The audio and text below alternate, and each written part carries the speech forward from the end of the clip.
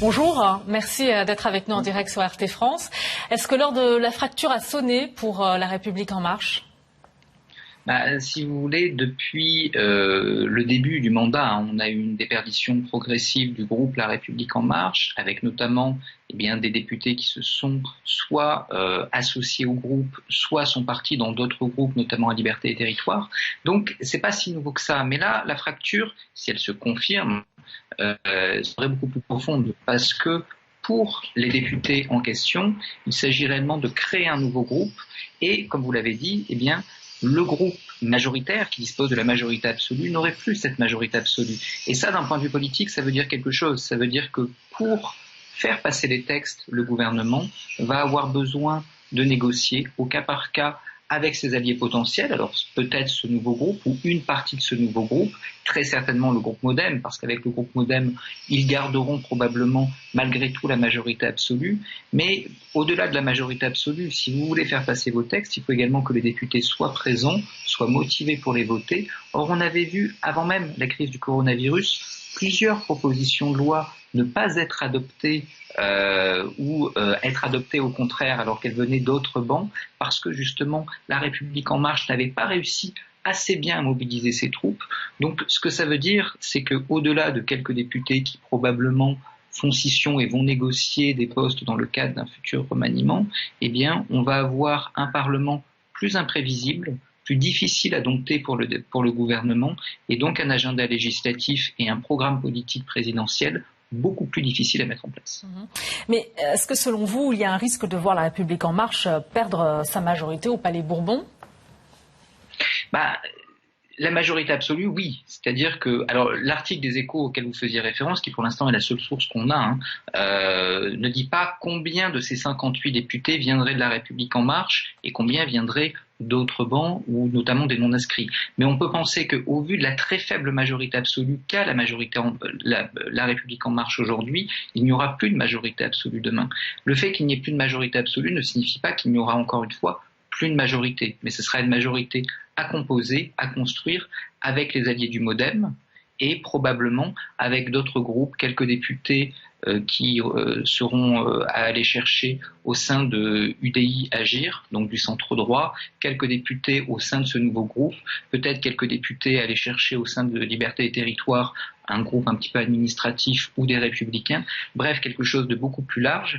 Et donc probablement pour Emmanuel Macron, dans la perspective d'un nouvel acte du quinquennat, quelque chose de beaucoup plus difficile, de beaucoup plus composite, avec la nécessité de s'appuyer sur des parlementaires et des partenaires partisans beaucoup plus instables, beaucoup moins affiliés et disciplinés que ne le sont les députés du groupe majoritaire de La République En Marche. En tout cas, on verra la semaine prochaine qui de La République En Marche va quitter le parti. S'il y a beaucoup de dissidence au sein de l'AREM, ça signifie quoi, selon vous, au moment même où le parti majoritaire a le plus besoin de soutien avec cette période de crise que l'on connaît tous ? La République En Marche, si vous voulez, c'est un parti au sens association de 1901, mais c'est pas un parti au sens sociologique du terme. C'est-à-dire que ce n'est pas des militants qui ont été formés pendant des années au sein du parti, qui sont devenus députés, qui doivent tout au parti, qui ont une formation idéologique liée au parti, qui ont des affects. Donc la fragilité de cette majorité et de ce groupe, on la voyait venir depuis très longtemps. Qu'est-ce que ça signifie, pour revenir à votre question ? Simplement que ces députés, qui sont pour la plupart des nouveaux députés, sont venus avec des idées, avec des perspectives politiques qui ne se retrouvent pas tout à fait aujourd'hui défendues par le gouvernement, qui ne se retrouvent pas tout à fait défendues par le président de la République et qui surtout, pour certaines d'entre elles, sont totalement incompatibles les unes avec les autres. D'où cet éparpillement, d'où ces scissions et d'où ces départs avant même la formation de ce nouveau groupe. Donc pour La République En Marche, qu'est-ce que ça signifie ? Ça signifie probablement la fin d'une époque où le programme présidentiel, l'autorité du gouvernement et du président de la République suffisait à faire tenir ensemble toutes ces démarches et toutes ces idées différentes.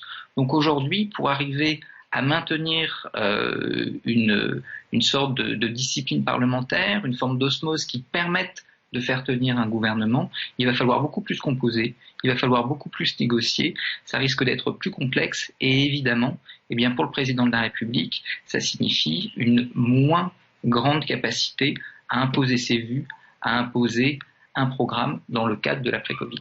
En tout cas, la création de ce nouveau groupe parlementaire, il coïncide, la création annoncée coïncide avec le déconfinement. Est-ce que finalement tout ça c'est lié à la pandémie que l'on connaît, à la gestion de la crise sanitaire par le gouvernement? Ce sont peut-être les conséquences de cette pandémie? Non, on entendait parler de ce potentiel groupe, si vous voulez, depuis un certain temps, voire même depuis plusieurs années. Donc l'idée que il y aurait comme ça une scission de la majorité, c'était quelque chose qui était dans les tuyaux depuis déjà un certain temps. On aurait pu penser au contraire que le Covid aurait, à travers la crise et la nécessité de l'union nationale, été plutôt un facteur retardant de tout ça.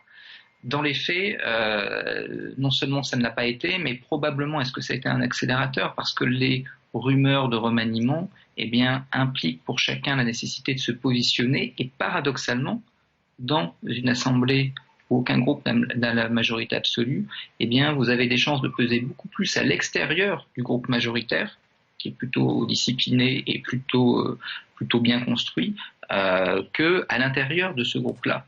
Donc, pour des députés qui voudraient éventuellement faire valoir leur soutien plus cher dans le cadre d'un remaniement, dans le cadre d'un programme législatif qui va être très resserré sur 18 mois, hein, quand on va sortir de cette crise jusqu'au moment où on va rentrer dans la présidentielle. Donc être à l'extérieur, ça permet de faire valoir un certain nombre d'éléments. Merci beaucoup à vous, Benjamin Morel. Je rappelle que vous êtes maître de conférence à l'université Paris 2 Panthéon-Assas.